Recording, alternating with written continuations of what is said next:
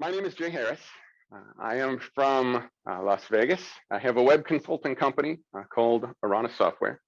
You can tweet with me or follow me at Jay Harris on Twitter, and I encourage you to use the hashtag #CelebrateYourExpert for any further questions, any feedback, any comments now or after this keynote.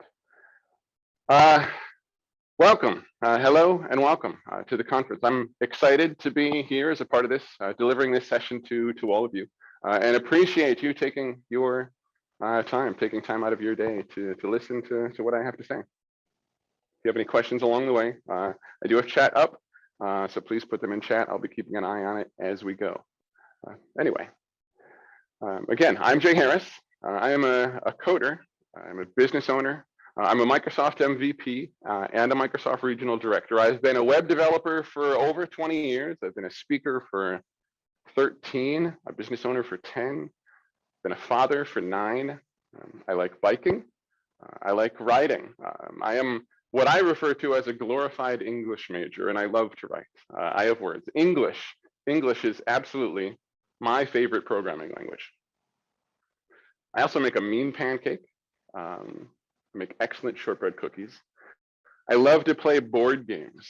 My house has a double door closet full floor to ceiling of board games. My current collection has 188 different titles, not including the expansions and promos and other things. And there's another 4 that are in flight from Kickstarter. We play a lot of board games.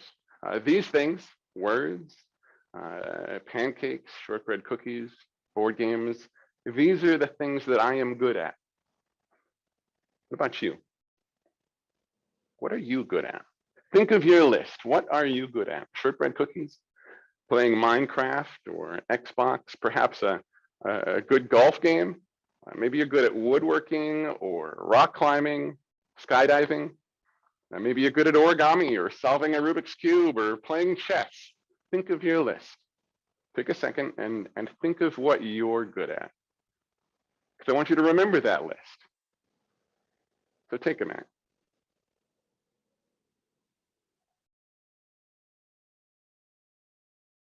Now that you have your list of what you're good at, let's up the ante a little. Let's raise the stakes just a touch.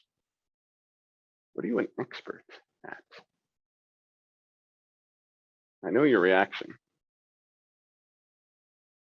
That self-doubt kicks in. Expert? We're embarrassed to admit what we are really good at. We're embarrassed to admit what we're better than average at. When we are asked the question, in what are you an expert? We twist it around. We doubt, we justify, we compare. Our brains are mean. Our brains want to twist that question around. In what world could we possibly be an expert?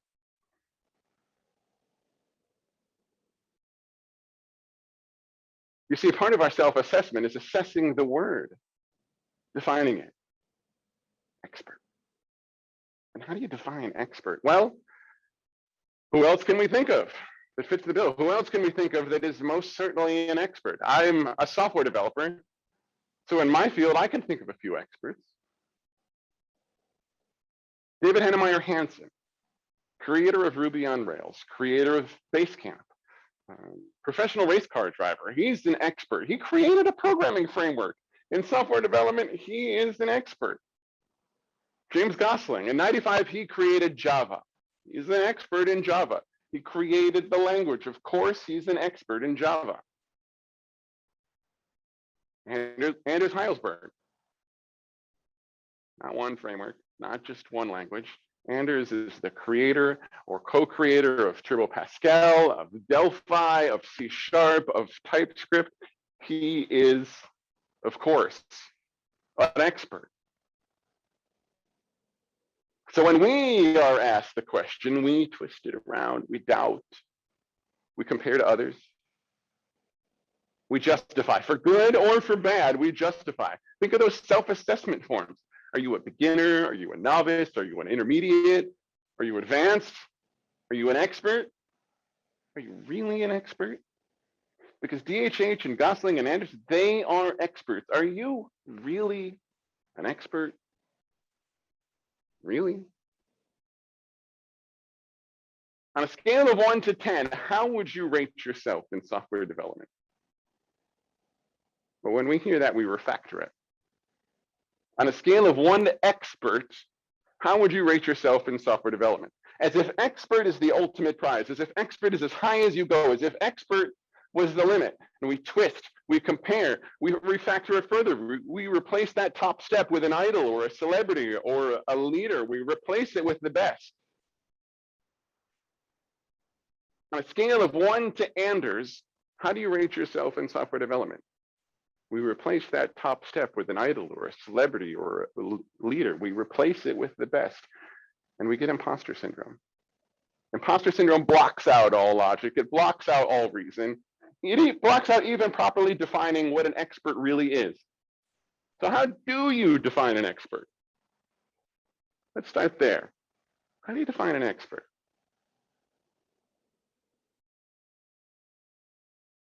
Well, how about creator of the thing? On a scale of 1 to 10, with 10 being you wrote the framework, I'm ashamed to say I've even used that question verbatim in interviews years long ago. On a scale of 1 to 10, being you wrote the framework, you made the thing, you are the author, you are the architect, you are the designer, you are the source, you are the creator of the thing. David Heinemeier Hansson, creator of Ruby on Rails. Without Rails, Ruby really isn't a thing. James Gosling, creator of Java. Without him, there's no Java developers. Anders, without C#, .NET really isn't a thing either. So take those 3 minds out, and we've practically erased the industry. We're all writing in Visual Basic or Perl. Creators of the thing, that's how we should define an expert, like Albert Einstein, physicist, most certainly an expert in physics. He didn't create the field, he discovered elements of physics, but he didn't create elements of physics. Or astrophysicist Neil deGrasse Tyson. He's certainly an expert of space, but he certainly didn't create space. So you can be an expert in something that you didn't create. And maybe this definition just doesn't work. So let's try again. Greatest of the things. You just have to be one of the greatest of all time to be an expert. Greatest of all time, the GOAT. You have to be a GOAT. On a scale of 1 to 10, with 10 being a GOAT, DHH and Gosling and Anders and Einstein and Tyson, they're all greats, absolutely. Like Joan Jett, I love rock and roll, so put another dime in the jukebox, baby. Greatest guitarist of all time. She is an expert. Or maybe you think the greatest guitar player of all time is Jimi Hendrix. Okay. Purple Haze, Voodoo Child, Little Wing, famous covers of Hey Joe and All Along the Watchtower. Great of all time. Expert. Dave Grohl, former drummer of Nirvana, now frontman and guitar player for Foo Fighters, expert in guitar. As an aside, can you imagine being Taylor Hawkins, the drummer for the Foo Fighters? Dave Grohl is one of the greatest drummers of all times, but you're playing drums instead behind Dave Grohl. Because Dave Grohl is too busy singing, he's too busy playing guitar, he's too busy being a frontman. The Hawk has to be an expert in drums. The pressure of being an expert in drums behind one of the greatest of all time on drums, but we're talking about guitarists. Dave Grohl, guitar player. Greatest of all the things. That's how we should define expert, like Wally Harper. Wally is the sales manager at the Sam Ash Music Store in Orlando, Florida. He has been playing guitar for over 20 years. He's worked at Sam Ash forever. He's been in a few bands, played solo gigs. If you walk into Sam Ash Music Store in Orlando, Florida, and you ask Wally about a guitar, you will trust what he said, because Wally is an expert in guitar. Wally is an expert in guitar, but he's not the greatest of all time. He's a guy that works in a store and talks to people about guitars. Wally is an expert in guitars. So, like Wally, you can be an expert, but not be the greatest. An expert doesn't have to be the best. So this definition doesn't work either. So, take 3. Experience. How about we try experienced of the things? Extensive, personal, firsthand experience. Sure, that works. That makes you an expert. DHH, Gosling, Anders, Einstein, Joan Jett, Wally Harper, they all have extensive firsthand experience in their field. Like Johnny Bench, catcher for the Cincinnati Reds, the big red machine from the late 70s, 14 times an All-Star, twice a World Series champion. 1989, he was inducted into the Baseball Hall of Fame in Cooperstown, New York. Possibly the best catcher to ever play the game of baseball. He played 2,158 games and probably caught somewhere around 300,000 pitches, 300,000 major league pitches. That makes my hand hurt just thinking about it. Tons of experience, expert in baseball, absolutely. Johnny Manel, catcher for the 2018 Vegas 51s, the minor league ball club in Las Vegas. He retired in August 2018 after 11 years and 993 games as a professional baseball player. But only 35 of those were in the major leagues. Johnny Manel is an expert in baseball. Marco Valenzuela, catcher, 2021 graduate of the Wolfpack, University of Nevada, Reno. Experienced? Well, he's never been paid to play professional baseball. And he's a university graduate. We wouldn't argue that a recent graduate in physics is all that experienced in physics. We wouldn't argue that an apprentice steelworker is all that experienced in steelwork. Marco Valenzuela is barely old enough to buy a beer in the United States, but he's still an expert in baseball. Sportscaster Joe Buck, play-by-play announcer with Fox Sports. He's won multiple Emmy Awards. 4 times he's been awarded as National Sportscaster of the Year in the United States. He's announced play-by-play for 23 Baseball World Series, including every single one this century. And next month, he's going to do it again for his 24th. Yet he's never played professional baseball. He doesn't have extensive firsthand experience in how to play the game. Still, he's an expert in baseball. So experience doesn't work. Joe Buck is most certainly an expert, but he hasn't played a professional game in his life. And Marco Valenzuela hasn't either. So what works? How do you define an expert? At this point, we're not an expert in defining an expert. We just know that we're not it somehow. So how do they define an expert? Well, Edward de Bono, author of the book 6 Thinking Hats, he's quoted as, "An expert is someone who has succeeded in making decisions and judgments simpler through knowing what to pay attention to and what to ignore." Knowing what to pay attention to and what to ignore. The Oxford Dictionary says an expert is someone with comprehensive and authoritative knowledge or skill in a particular area. Let's go with that. On a scale of 1 to 10, with 10 being you have authoritative knowledge or skill of the things. Johnny Bench, catcher for the Cincinnati Reds and the Big Red Machine, 14-time All-Star, 2-time World Series champion, 89 inductee into Cooperstown, possibly the best catcher to ever play the game, expert in baseball, yeah, authoritative knowledge or skill, 10 out of 10. Joe Buck, not the creator of baseball, not the greatest baseball player to ever live, doesn't have firsthand experience of playing the game, but he can tell you about Abner Doubleday. He can recite stats on baseball's heroes that are in the Hall of Fame in Cooperstown. He can tell you the when and why behind a defensive shift.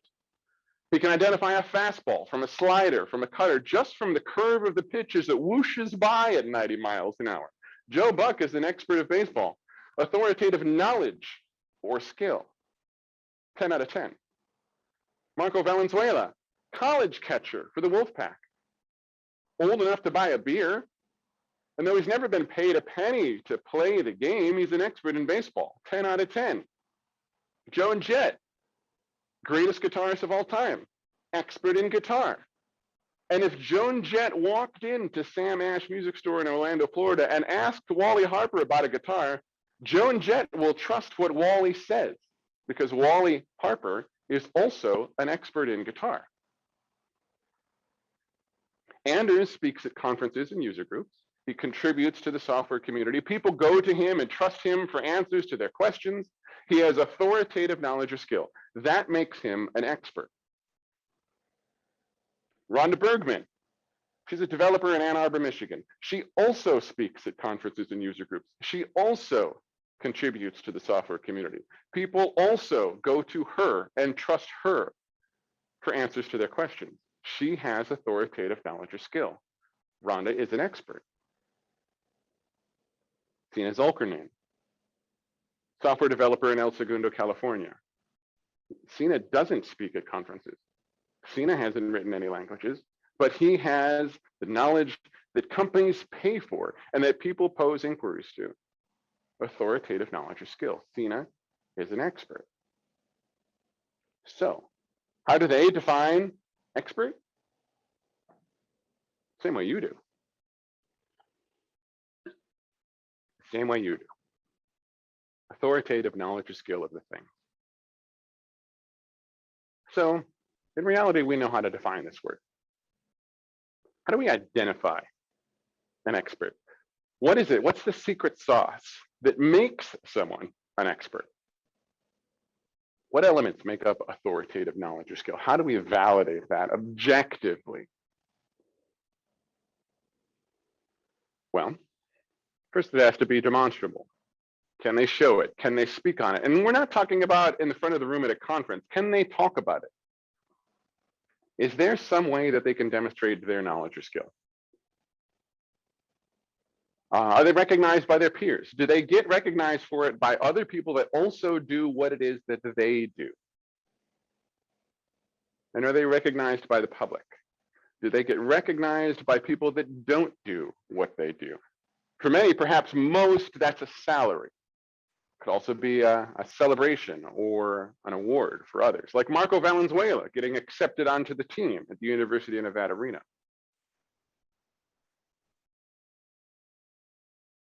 They get prima facie expertise. In other words, we assess on face value without comparison to external influences. It's based on the first impression. And that first impression is assumed correct until proven otherwise. Wally has demonstrable knowledge. He's supported by his peers and is getting paid in a guitar store. He obviously knows what he's talking about. Wally has demonstrable knowledge. He's supported by his peers and he's getting paid to do it, and that's enough.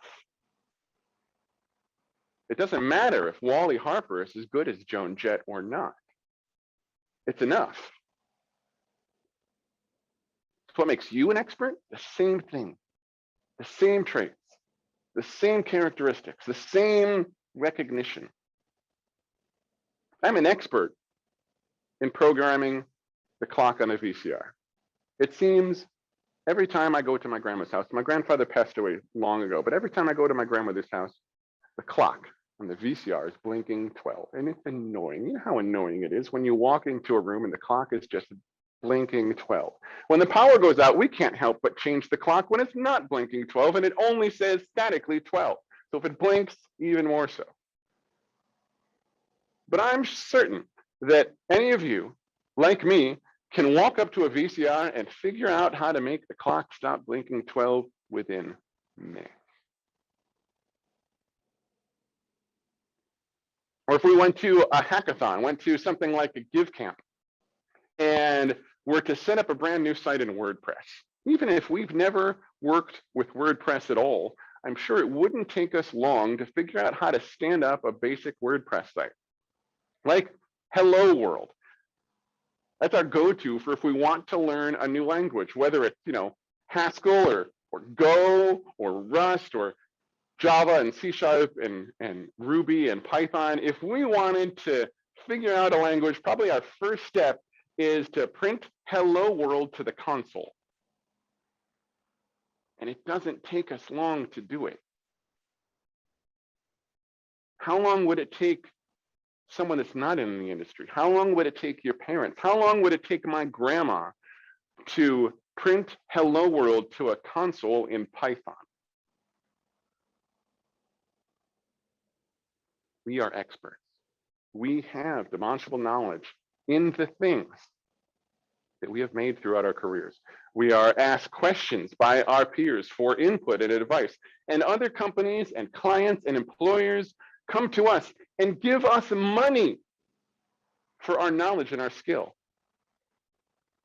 our authoritative knowledge or skill. But are we actually experts? Or are we really just big frauds, fooling people into giving us money that we really don't deserve? Because for us, and our self-assessment, we struggle to label. We judge ourselves differently. That scale of 1 to 10 for us as a self-assessment is a much higher bar, a much higher expectation. We still assess ourselves based on comparison to others. We don't give ourselves that prima facie expertise. We can't. It's not possible. Our first impression of ourselves was from many, many years ago, when we didn't have authoritative knowledge or skill. We can't assume expertise until proven otherwise, because we remember back when we didn't have it, when we proved that we didn't have it, and instead we have to prove to ourselves that we now have it, that we've earned it. So we can't give ourselves that prima facie expertise. It's not possible. So instead we validate everything against external influences, and we can't win. On a scale with 1 to 10, the 10 doesn't matter. On a scale of 1 to 10, with 10 being I am awesome at walking, I'm still going to have a hard time giving myself a 10. I'm awkward, I'm clumsy, I don't always watch where I'm going. Sometimes I trip, I'm a 9. But I can walk, and Joe Buck can't baseball. In fact, the only time is that we will give ourselves a 10 is when we make the scale not matter, when we make the scale ridiculous. On a scale of 1 to 10, with 10 being I can walk as good as a 4-year-old. Fine, okay, yes, I can walk as well as any 4-year-old. I'm a 10 at walking as good as a 4-year-old. Because modesty, which is really just a shiny, watered down, inoffensive name for ego. Yeah. We're all being egotistical. But we tell ourselves that we're not. No, we're not egotistical. Ego is something different, like pride.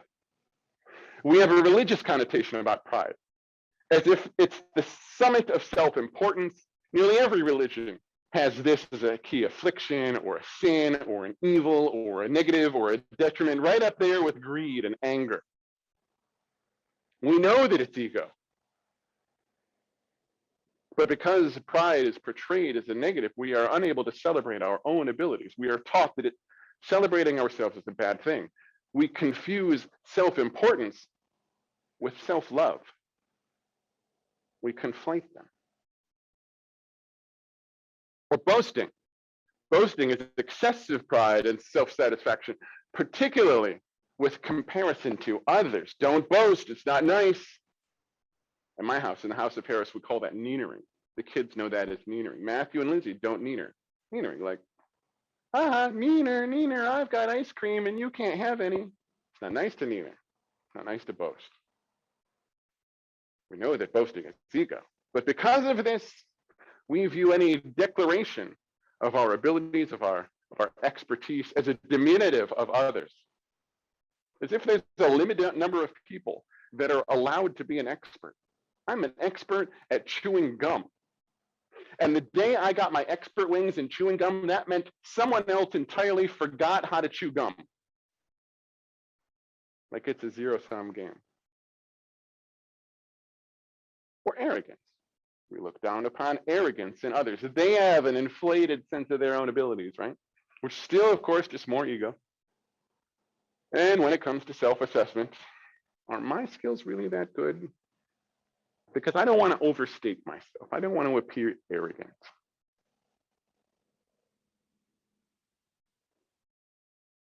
Imposter syndrome. That's the result. We back away. We shirk. We self-deprecate. My skills, they're not really that good. I don't want to appear prideful. I don't want to appear boastful. I don't want to appear arrogant. But that self-doubt is still ego. An inferiority complex and a superiority complex are both just our egos being jerks.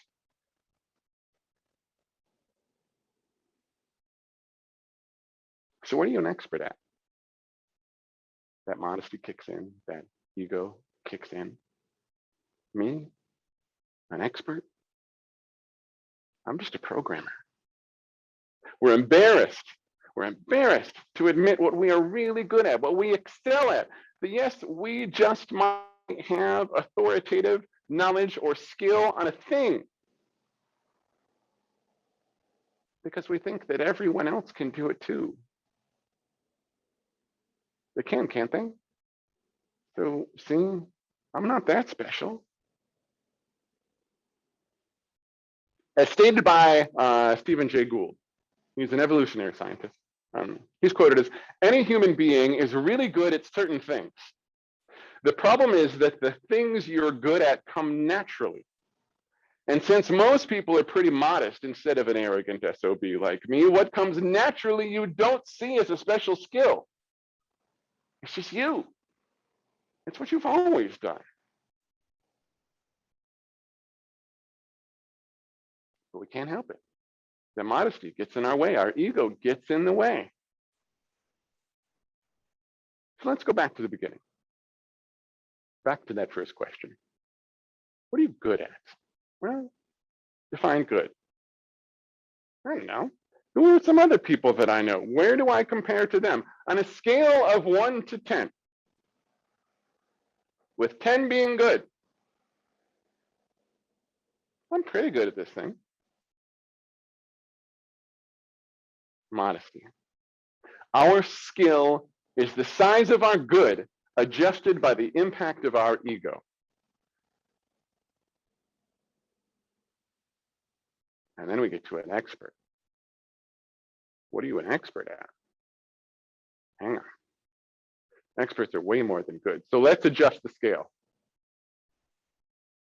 I'm like a 5. Because Anders is an expert, and I'm most certainly not Anders. 10 doesn't matter. On a scale of 1 to 10, the scale of 10 doesn't matter. It doesn't matter what the 10 is, you will not put yourself there. So let me ask you, back at the beginning, when you built that mental list of what you were good at, did you include your profession? Did you include the thing that you are so good at that people give you money to do it on their behalf?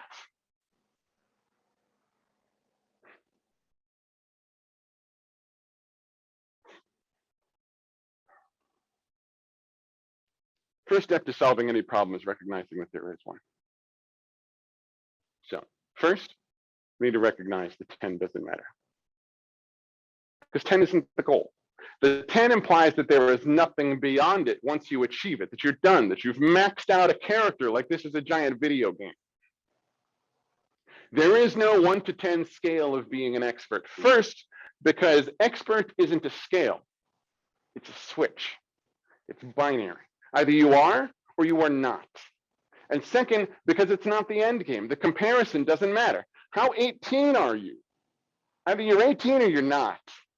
And there is hopefully life beyond 18. So you don't need to compare yourself to other people that are 18. It's a gate, it's a marker, it's a checkpoint, it's a characteristics that you either have or that you don't have. And it has no bearing on others, on external influences. Either you have reached 18 or you have not. We already know this from programming. We already know this from geometry. A square is a rectangle, and a rectangle is not necessarily a square. Think like derived classes or instances in programming. A cat is a pet. A pet is not necessarily a cat. A binary stream is a stream, but a stream is not necessarily a binary stream. Anders is an expert, but an expert is not necessarily Anders, like derived classes or instances.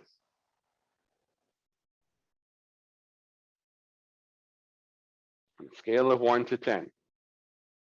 With the 10 being Anders, yes, I am not a 10.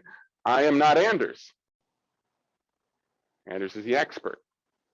But that does not mean that 10 is an expert.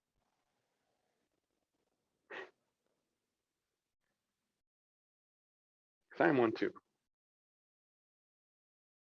And with 10 being an ant, with Anders, expert shifts. With 10 being expert, Anders shifts.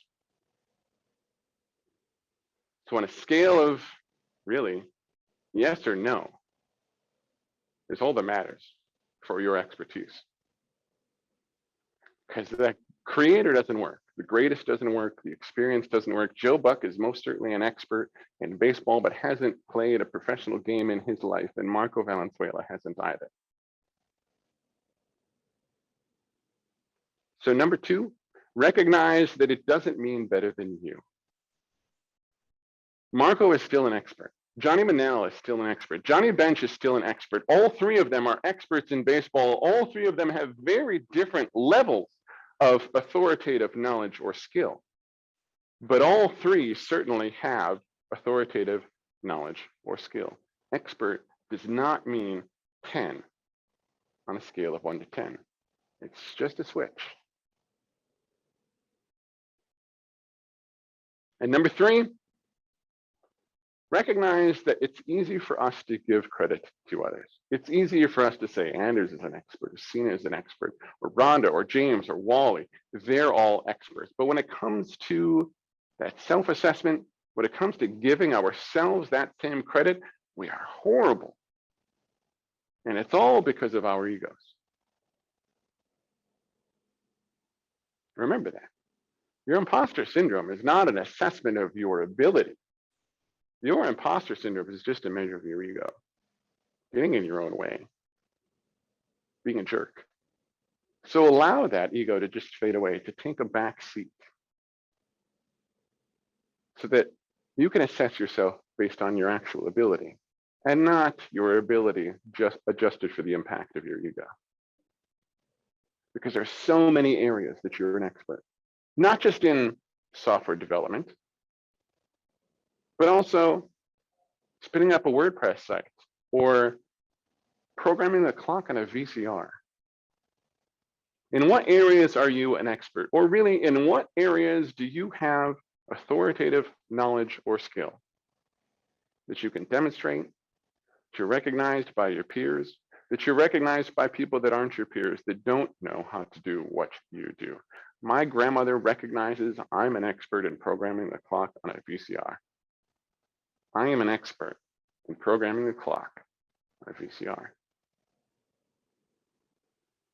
As you move forward, remind yourself that your expert isn't the end of the story. Like being 18, there is life after expert. You will keep learning, you will keep leveling up. And when it comes to the expert level on a video game, the experts are those that can play the level, not just those that can beat it. Celebrate that you can play. Celebrate that you show up. Yes, celebrate that you are here to learn more and to level up. And while you're doing so, celebrate that you already belong here. Celebrate that you can use the pieces of all of the awesome things that you learn and incorporate them into your lives, into your routines as you need. But pieces because you already know what to pay attention to and what to ignore. So celebrate that you can do this because you already have the tools. You already have the tools, like an expert, because you are one, and celebrate that. I am Jay Harris, and I celebrate my expert. Celebrate your expert. I appreciate all of you joining for this and watching and listening. Thank you for your time and for your attention.